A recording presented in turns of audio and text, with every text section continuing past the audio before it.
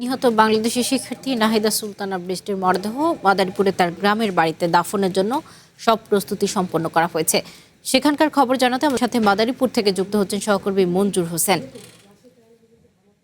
মঞ্জু, বৃষ্টির হত্যাকাণ্ড নিয়ে স্বজনরা কি বলছেন এবং এর সাথে আরো জানাবেন দাফনের সর্বশেষ প্রস্তুতির কি খবর, বিস্তারিত জানান।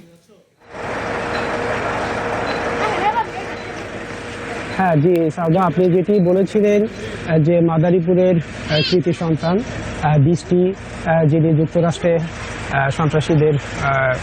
সন্ত্রাসীরা তাকে হত্যা করেছে। তো আজ দুপুরে বৃষ্টির মরদেহ মাদারীপুরের যে গ্রামের বাড়ি সেখানে নিয়ে আসা হয়েছে। তার পরিবার এখানে কিন্তু শোকের ছায়া নেমে এসেছে। তার পরিবার, এলাকাবাসী, আত্মীয় স্বজন, সকল মানুষ কিন্তু খুবই মর্মাহত, খুবই শোকাহত। যে মেধাবী একজন শিক্ষার্থী ছিল বৃষ্টি, তিনি উচ্চশিক্ষার জন্য যুক্তরাষ্ট্রে গিয়েছিলেন। তার অনেক স্বপ্ন ছিল বাংলাদেশকে নিয়ে, তিনি বাংলাদেশে এসে বাংলাদেশের মানুষের জন্য অনেক কিছু কাজ করবেন।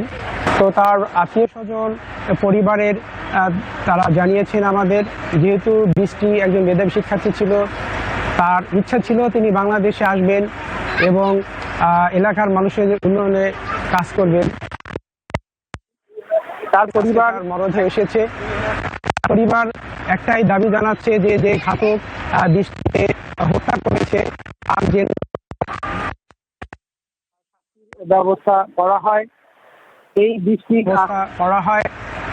এই বৃষ্টির আজকে যে মরদেহ নিয়ে আসা হয়েছে তার পারিবারিক কবরস্থানে দাফন করা হবে। বাদ আসর জানাজা নামাজের পরে তাকে পারিবারিক কবরস্থানে দাফন করা হবে। তো এই ছিল সর্বশেষ বৃষ্টির বাড়ির থেকে।